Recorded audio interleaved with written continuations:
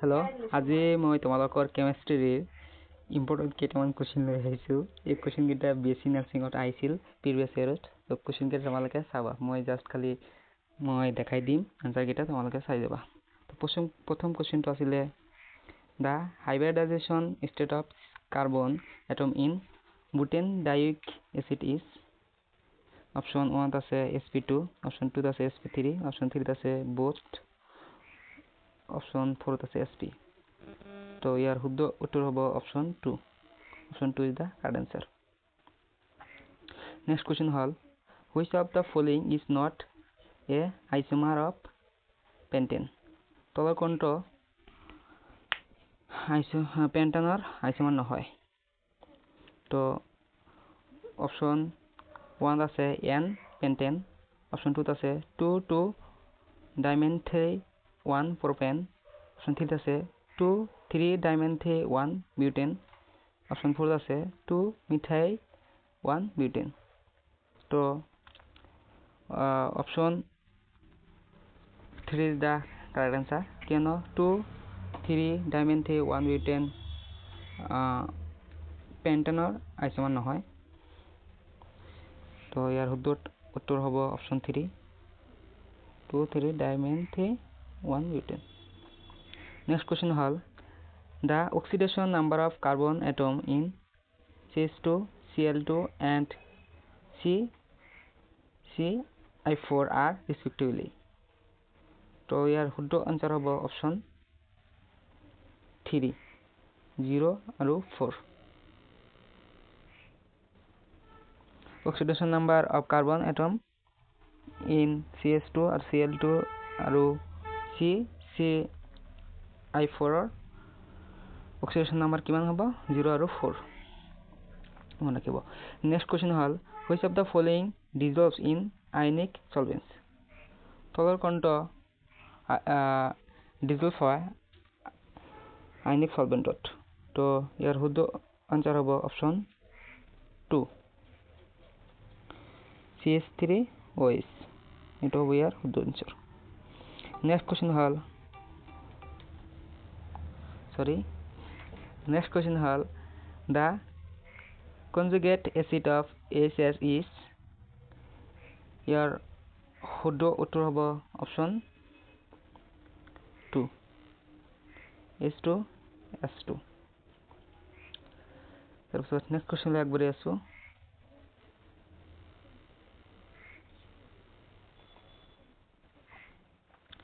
Next question হ'ল phenolphthalein of pH range 8 to 10 is used in which of the following type of titration as a suitable indicator। তো ইয়াৰ শুদ্ধ answer হ'ব option 2, NH4OH and HCOOH।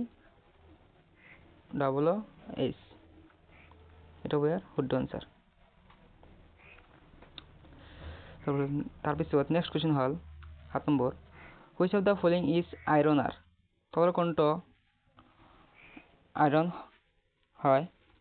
ইয়াৰ শুদ্ধ উত্তৰ হ'ব option 4, limonite হ'ল ইয়াৰ শুদ্ধ আনসাৰ। নেক্সট কুৱেশ্যন হ'ল the molar concentrations of chloride ions in the resulting solution of 300 ml of 3.0 molar sodium chloride and 200 milligram of 4.0 molar BaCl2 will be কিমান হ'ব? এইটো ক্যালকুলেট কৰি উলিয়াব লাগিব। তো আপোনালোকে ক্যালকুলেট কৰি এইটো উলিয়াব।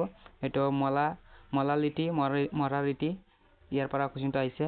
তো ইয়াৰ শুদ্ধ উত্তৰ হৈ যাব অপশ্যন 1, 1.7 মল। তাৰপিছত 9 নম্বৰ হ'ল which of the following has list bond energy. তলৰ কোনটো লিষ্ট বন্ড এনাৰ্জি হয়? তো ইয়াৰ শুদ্ধ আনসাৰ হৈ যাব অপশ্যন 3, N2 আয়ন। নেক্সট কুৱেশ্যন হ'ল which of the following species has highest bond energy। Highest bond energy তাহলে কোনটা হবে? Option 1 N-2.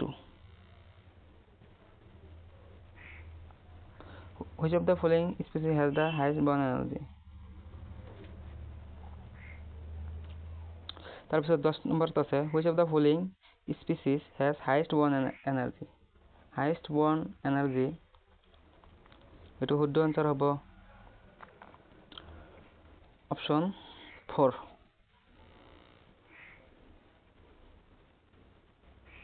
তাৰপিছত আছে which of the following compound is not aromatic? তো ইয়াৰ শুদ্ধ আনসার হৈ যাব অপশন 1,3-cyclobutane. এটা হচ্ছে ইয়ার শুদ্ধ আনসার। তো আজকের ভিডিও এখানেই, থ্যাংক ইউ।